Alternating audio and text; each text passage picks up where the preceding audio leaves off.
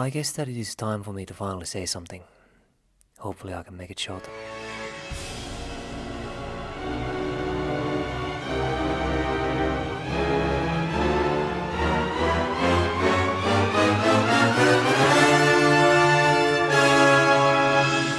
Now that we have 2 new movies in the Jurassic franchise, with a 3rd one on the way, what are my sentiments regarding them?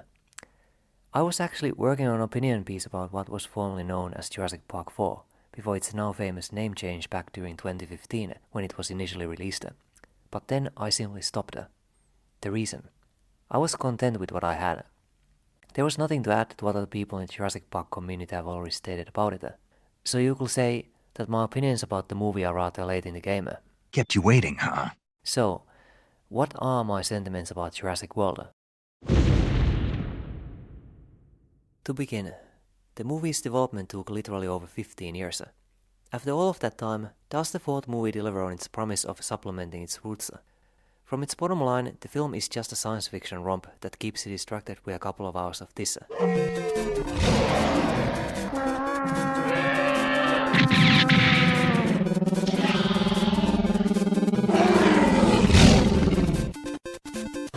Such is inevitably what modern blockbusters are built around, and it does get increasingly harder to fit in smarter context to an audiovisual rollercoaster.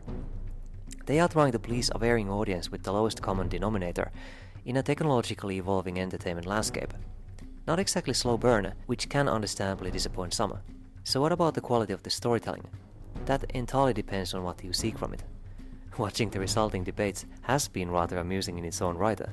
In my humble opinion, the movie checks some right boxes in terms of respecting the canonical lore that predates it, such as the appearance of the raptors, even with a completely new breed, unlike some other movie that I know of, all the while adding something new in the process. No one who cares about the original franchise should ever say that they were not at least curious to see what an open dinosaur theme park would be like to visit. What happens in it during the course of the movie was something that the original Jurassic Park itself is a cautionary tale about. The only difference is that Michael Crichton chose not to make the story about a commercially active place, but one that was about to open. Jurassic World does show us an open attraction, and then things inevitably go wrong. Which brings us to the star of the movie, the Indominus Rex. I adore this creature solely for what thought experiment the movie makers were using it for. Whoever enjoys science fiction and monster movies can understand the appeal of what is being sold to them. The purpose of the Indominus Rex is twofold, and in my opinion used masterfully to convey what Jurassic Park has been about since the beginning, all the while simultaneously serving the entertainment purpose of its respective film.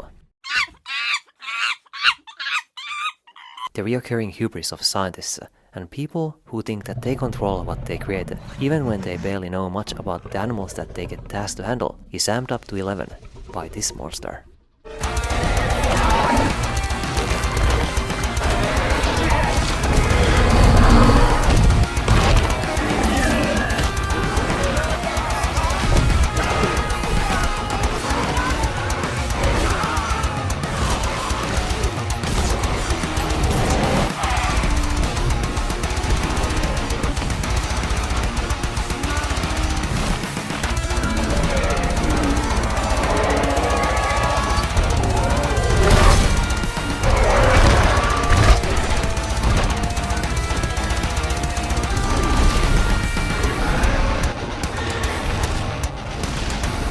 Nothing in Jurassic World is natural. We have always filled gaps in the genome with the DNA of other animals. And if their genetic code was pure, many of them were quite different. But you didn't ask for reality. You asked for more teeth. I never asked for a monster! Monster is a relative term. To a canary, a cat is a monster. We're just used to being a cat.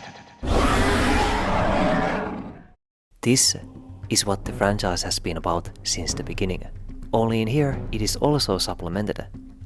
I don't know about you guys, but whatever made Colin Trevorrow choose to take the hybrid path, I salute it. Because of everything aforementioned, I am perfectly content with the 4th movie, since it delivered what I personally expected. However, I only accept it as a conclusion to the entire franchise. There is nothing else needed to be told, since in the hands of our late daddy Michael Crichton, the story was meant to be a contained incident. It wasn't supposed to spread globally. He makes this painfully clear in his Lost World novel by stating, "No more." But What about those other movies? Yeah, no. They do have interesting concepts, I guess.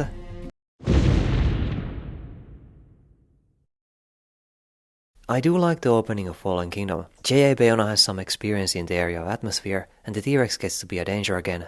Let's get dangerous. What's not to like? But that is only the beginning of the movie, that consequently leads to some disappointment. The rest of it is just an Indiana Jones movie with Chris Pratt replacing Harrison Ford, and the dinosaurs being the Ark of the Covenant.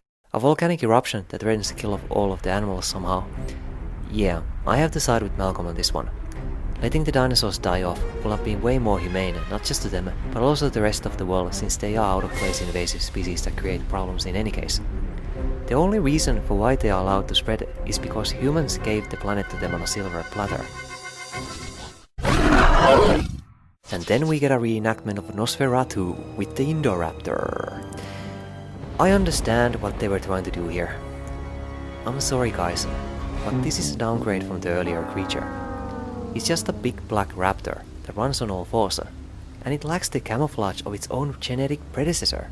Its own genetic predecessor. Bruh. It doesn't even spit venom like the Dilophosaurus to make it distinctively creepy. So scary and wasted potential. As enjoyable as it can be to someone who seeks a distracting rollercoaster for a couple of hours, Fallen Kingdom was only necessary for two reasons. To force the plot of the movies to a location that the narrative dead end left by the islands could not have permitted, no matter how ham-fisted that might be. And for selling merchandise. I guess in that sense it did succeed.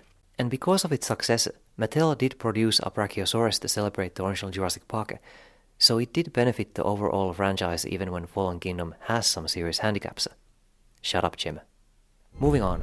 Battle at Big Rock is an admittedly fun short film about campers seeing a family of Nasutoceratops and fighting an Allosaurus. As an overall plot, it doesn't really offer much outside of showing what happens when people and dinosaurs encounter each other, only the setting this time being the mainland. Props for improving the Allosaurus design though, and I'm also intrigued by the filmmaking techniques used to create the movie. What about Jurassic World Dominion?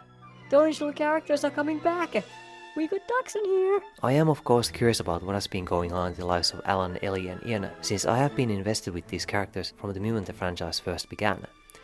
It is also great to have Biosyn from the books being finally brought back into the folder. I will obviously see the film when it comes out, if it comes out at theaters that is. I do respect Colin Trevorrow as a filmmaker, and do feel grateful for what he helped bring to the table. So thanks Colin. But it's pointless to try to ignore that the uniqueness of the story by Michael Crichton is slowly beginning to fade out, the more it gets dragged out to something way less isolated, something already done by lesser movies that feature similar creatures. It was an understandable, contained homage to the likes of Godzilla and King Kong in the Lost World Jurassic Park, but in here, Rise of the Planet of the Dinosaurs much? Life will not be contained. Breaks free, territories will crash through barriers hopefully dangerous. Well, that might be true, due to the actions of some silly humans. All of the films made about it still might not be all that great. I guess that we will see when Jurassic World Dominion comes out next year.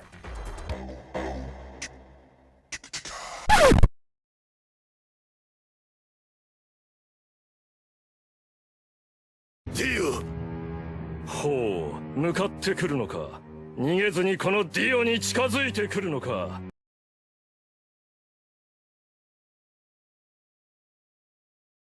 無駄無駄無駄無駄無駄無駄無駄無駄無駄無駄無駄